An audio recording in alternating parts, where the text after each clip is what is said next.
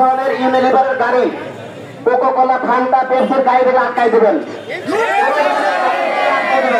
সবার বুকে কোন ধরনের ইহুদিবাদী পণ্য ঢুকতে পারবে না। যদি ডিলারের গাড়ি আছে আটকাই দেবেন,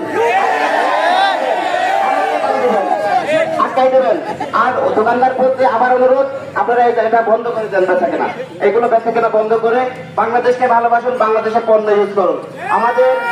আমাদের দেশ এগিয়ে যাবে ইনশাল্লাহ।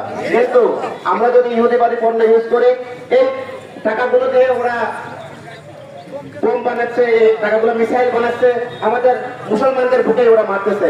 এই জন্য আপনারা আপনাদের দায় এড়াতে পারবেন না যদি আপনি এই ধরনের পণ্য ইউজ করেন। তো সবার প্রতি, দোকানদারদের প্রতি অনুরোধ, আপনারা বেচা কেনা বন্ধ করে দেন এই ধরনের ইউনিলিভার।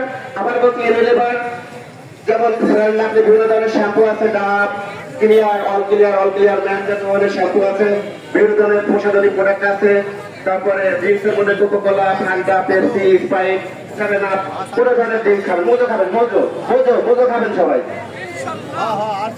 আর আরেকটা ব্যাপার হচ্ছে যে পরবর্তীতে আমরা বিভিন্ন দোকানে আমরা ক্যাম্পেইন পরিচালনা করতে পারি। আমরা সর্বস্তরের পর্দাবাসী বিভিন্ন দোকানে গিয়ে ক্যাম্পেইন পরিচালনা করব। আগামী 15 দিন পর কোন নতুন প্রোডাক্ট যদি ইসরায়েলি প্রোডাক্ট কোন দোকানদার কিনলে আমরা আমাদের মতো ব্যবস্থা, এই ধরনের শ্যাম্পু আমরা আজ থেকে ইউজ করবো না।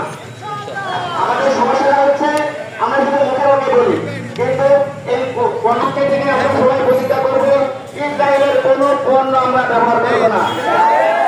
বাংলাদেশি পণ্য ইউজ করবো, বাংলাদেশকে ভালোবাসি, বাংলাদেশের কোম্পানিকে ভালোবাসি, বাংলাদেশের সকল পণ্য আমরা ইউজ করবো, ইহুদিবাদী পণ্য ইউজ করবো না। এর মধ্যে ইহুদিদের যে ড্রিঙ্কস গুলো, যেগুলো কোকা-কোলা, পেপসি, ফান্টা, যে পণ্যগুলো আছে সেগুলো আমরা আজকে থেকে খাবো না। আমরা কি প্রতিজ্ঞা করতে পারি না?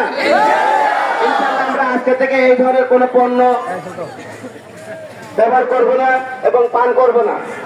আর আরেকটা যেটা হচ্ছে যে যারা যেসব দোকানদারগণ এইসব পণ্য কিনেছেন তাদের প্রতি অনুরোধ, আপনারা এই বেচা কেনাগুলো শেষ হয়ে গেলে আর এই পণ্যগুলো আপনারা কিনবেন না।